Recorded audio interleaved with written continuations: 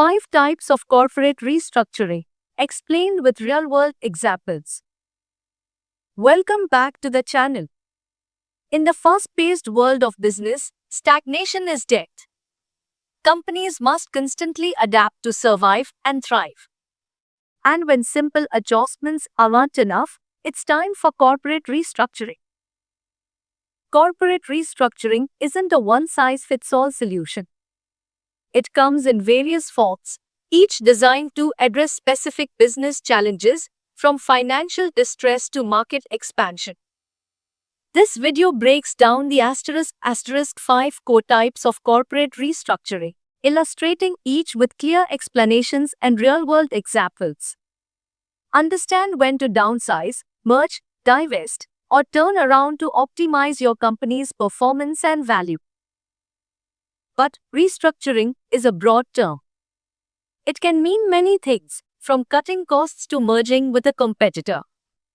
Today, we are clarifying the confusion by breaking down the 5 distinct types of corporate restructuring, explaining their purpose, and giving you real-world examples. Let's dive in. Type 1.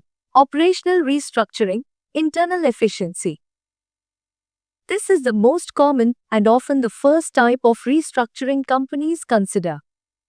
It focuses on changing the internal workings of the business to improve efficiency and reduce costs. A core focus, internal efficiency. Downsizing, reducing the workforce to cut labor costs.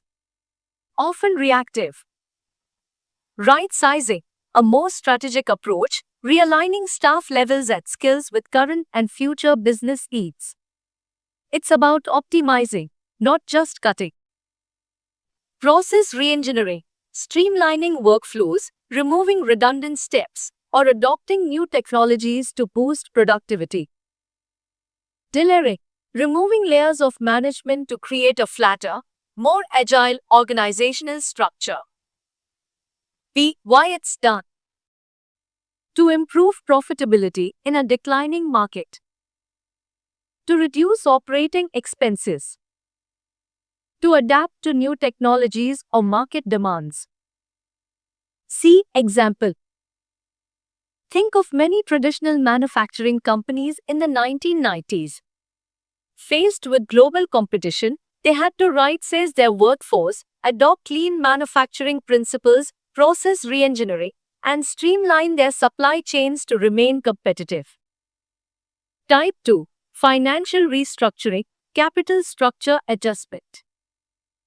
This type of restructuring deals with a company's balance sheet, specifically its debt and equity structure. It's often critical when a company is financially distressed or wants to optimize its cost of capital. A core focus, capital structure. Debt restructuring, renegotiating terms with creditors to make debt more manageable. This can involve extending payment deadlines, lowering interest rates, or even partially forgiving debt.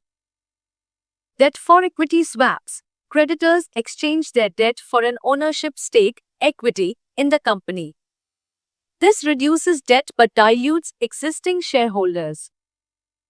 Recapitalization, altering the mix of debt and equity on the balance sheet. A company might issue more shares to pay off debt, or take on more debt to buy back shares, leveraged recapitalization. B. Why it's done. To avoid bankruptcy. To reduce the cost of borrowing. To make the company more attractive to investors. See example. Many airlines post 9/11 or during the 2008 financial crisis had to engage in significant debt restructuring to stay afloat, working with banks to renegotiate billions in loans. Type 3. Mergers and acquisitions, external growth. This involves combining with or taking over another company. It's a common strategy for rapid external growth, market dominance, or acquiring new capabilities. A core focus, market and capabilities. Merger, two companies, often of similar size, combine to form a new, single entity. The goal is usually synergy, where the combined value is greater than the sum of its parts.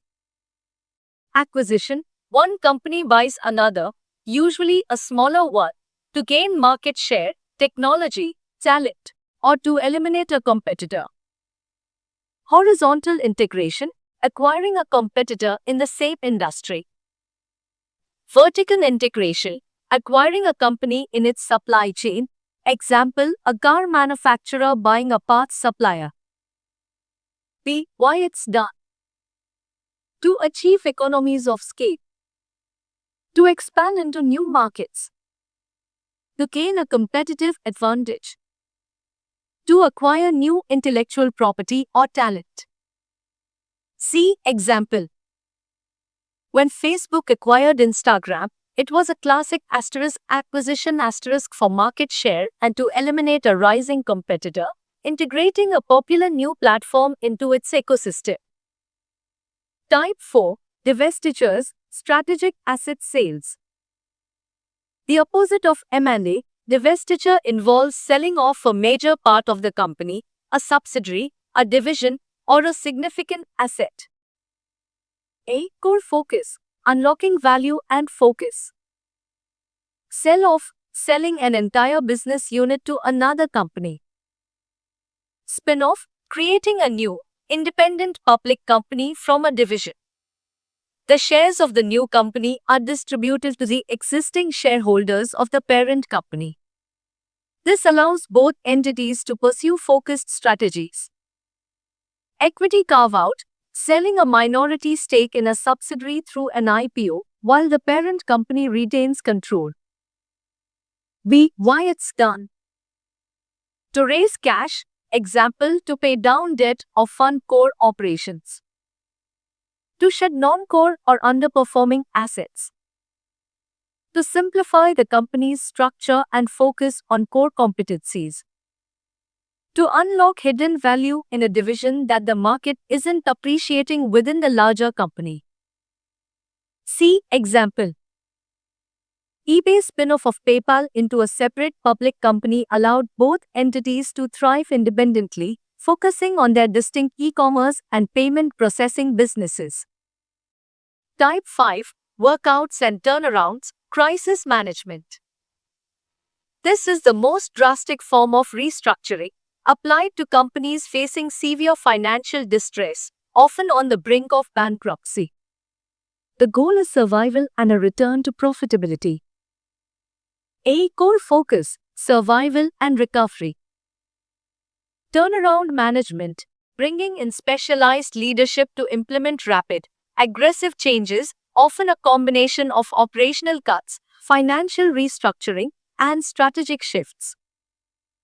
Bankruptcy insolvency proceedings, legal processes, like Chapter 11 in the US, where a company operates under court protection to restructure its debt and operations, giving it a chance to emerge stronger. Liquidation, in extreme cases, if a turnaround isn't possible, assets are sold off to pay creditors, and the company ceases to exist. B. Why it's done: to prevent total collapse. To satisfy creditors and preserve some value for shareholders. To reposition the business for future viability. See example. General Motors restructuring during its 2009 bankruptcy, Chapter 11, allowed it to shed debt, close unprofitable brands, and re-emerge as a leaner, more competitive automaker. Conclusion, action plan, and call to action. Each type of corporate restructuring serves a unique purpose. Understanding these distinctions is crucial for business leaders and students alike. It's about strategic adaptation, not just reacting to problems. Which of these types of restructuring do you find most interesting, or which do you think is most prevalent in today's economy? Let me know in the comments below.